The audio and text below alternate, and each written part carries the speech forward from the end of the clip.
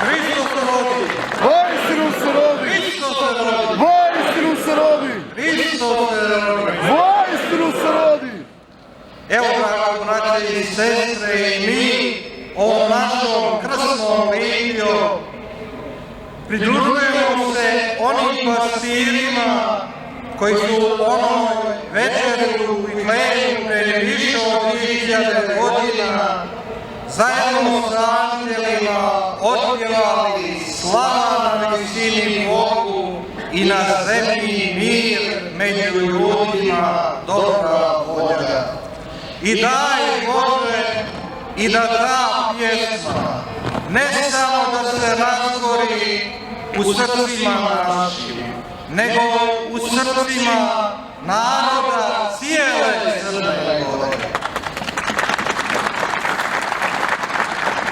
Da onaj oganj Vitlejemske pećine zapali naša srca razumnošću, razboritošću, da imamo ljubavi jedni prema drugima, a kad imamo ljubavi, onda ćemo se uzdići iznad svih ovih naših prolaznih nedoumica, nesporazuma i svega onoga što opterećuje ljudsku dušu.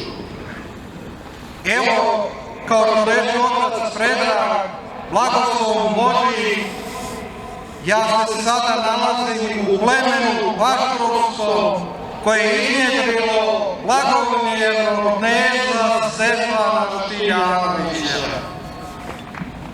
Boga je proslavio kao vladara plemena Baštrovskog. A kako ga je proslavio? Proslavio zato što je njegova mjera bio Hristos i Hristovo evanđelje. Pun milosrđa, pun ljubavi prema bližnjemu, vodio je mudro svoj narod.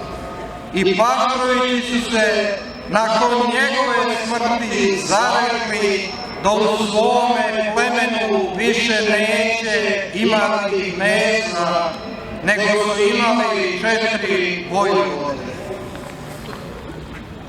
Tako i da svima nama i nama u crkvi kojima je povjerena služba Božja i onima u ovoj zemaljskoj vlasti kojima je povjerena briga o ovoj državi, o ovom narodu, da nam svima bude obraz sveti knez Stefan Štiljanović.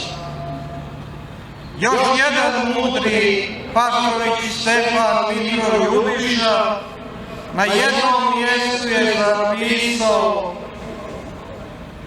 ako si bolji i jači, Bog je vrh silu. Nije ovo ništa novo što se i sada dešava. Dešava se 2000 godina. Crkva je uvijek bila na krstu, ali uvijek posle krsta Golgote dolazilo je i slavno vaskrsenje.